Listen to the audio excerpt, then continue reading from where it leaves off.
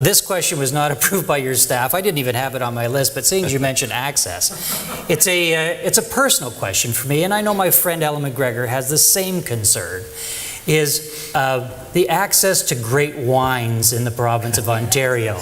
Right, Ellen? Yes. Am I right? Yeah. There are spectacular wines and wine lovers. Who's a wine lover in the room?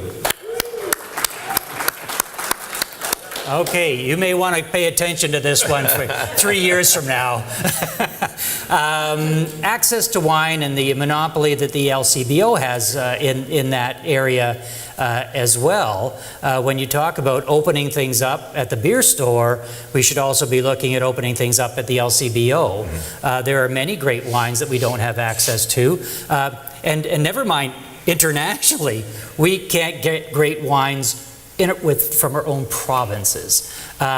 Any thoughts on that? Any areas that you might endeavor into in the future? Oh, do I have thoughts on this? Actually, I've had a lot of action on this. Back in 2014, I introduced a private member's bill when I was in the opposition called the Raise a Glass to Ontario Act.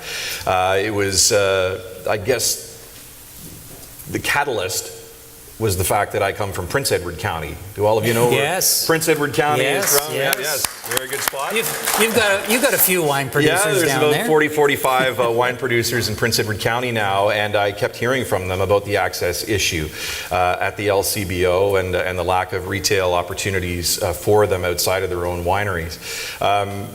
As I started to work on the bill, and I started to work on this right after being elected in 2011, was working with the Prince Edward County wine growers and also the Ontario Wine Council and WAGO and all of these different organizations, and making sure that we could increase access. Some of those groups, particularly one, had interests of their own, protecting the wine rack and some of the opportunities that they had, and with outlets, on the front steps of grocery stores already. Then the craft beer guys heard about this bill, and back in 2012, there were 30 members of the Ontario Craft Brewers Association.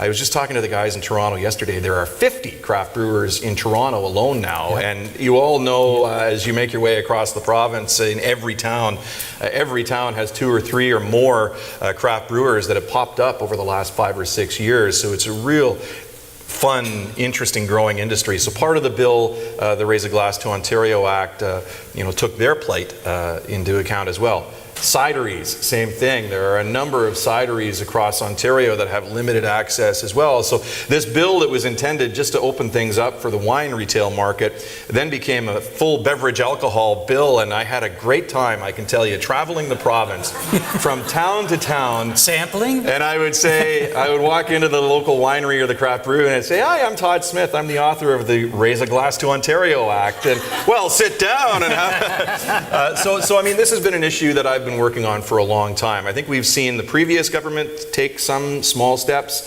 in opening up access for wineries. I know wineries specifically aren't that thrilled about the idea of the grocery store model. So we're working on other retail opportunities for wineries as well. There's the whole sommelier experience where, wine is so unique that way, where if you are passionate about wine, then you should have the opportunity to open a retail store specifically for wine. So there's all kinds of really cool things that we're doing on the craft brewery front as well, and the cidery front. So stay tuned. There's a lot more to come on the beverage alcohol front. Well, we look forward to that opportunity to open up those specialty stores. Ellen, I think we have a business opportunity here.